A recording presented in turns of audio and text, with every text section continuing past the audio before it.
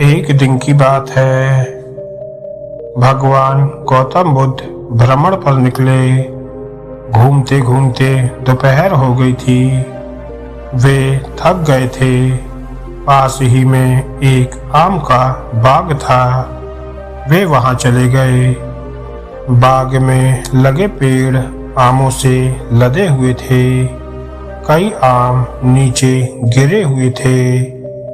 महात्मा बुद्ध को तब तक भूख लगाई थी। वे पेड़ के नीचे गिरे हुए आमों को उठाकर खाने लगे। भूख शांत हुई तो वे उसी पेड़ की छाया में विश्राम करने लगे। कुछ देर बाद बाग में कुछ युवक आए। आमों से लदे पेड़ देखकर वे पत्थर मारकर उन्हें तोड़ने लगे।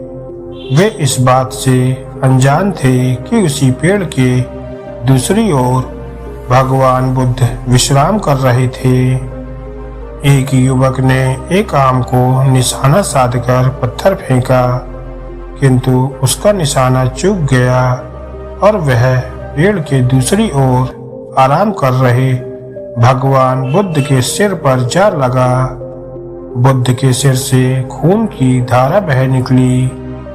कुछ अनहोनी आशंका से तुरंत वे सभी युवक पेड़ की दूसरी ओर गए। वहां उन्होंने चोटिल बुद्ध को देखा। उनके सर से खून बह रहा था और आंखों से अश्रुधारा बह रही थी। युवकों ने सोचा कि अवश्य ही पीड़ा बस बुद्ध की आंखों में आंसू छलक आए हैं। जिस युवक ने पत्थर फेंका था वह अपराध बोध से भर उठा और कहने लगा, भगवान, मैं क्षमा प्रार्थी हूँ। मेरे कारण आप ये पीड़ा भोग रहे हो। आपकी आंखों से बहने वाले आंसुओं का कारण मैं हूँ। ये सुनकर बुद्ध बोले, नहीं बंधु, ऐसा नहीं है। मैं सोच रहा हूँ कि तुमने आम के पेड़ पर पत्थर मारा तो बदले में उसने तुम्हें मीठे फल दिए, किंतु जब तुमने मुझे पत्थर मारा तो मैं बदले में तुम्हें क्या दे रहा हूँ? भय और अपराध बोध, यही विचार मेरी आंखों में आंसुओं का कारण है।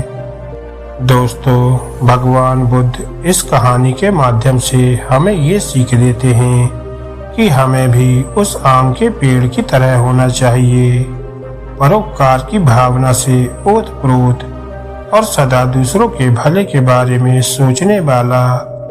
फिर चाहे दूसरे हमारे बारे में जो भी सोचें या हमसे जैसा भी व्यवहार करें, हमें मन में दूसरों के प्रति कटुता की भावना लाकर हम अपना मन मलिन कर लेंगे और मन की शांति खो देंगे।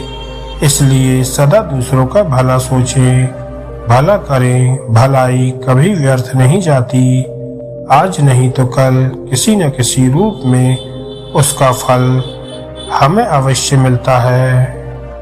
दोस्तों, हमें उम्मीद है कि आपने इस कहानी से कुछ न कुछ तो जरूर सीखा होगा और ऐसी ही मोटिवेशनल कहानियों को सुनने के लिए हमारे चैनल को सब्सक्राइब करना ना भूलें। धन्यवाद दोस्तों।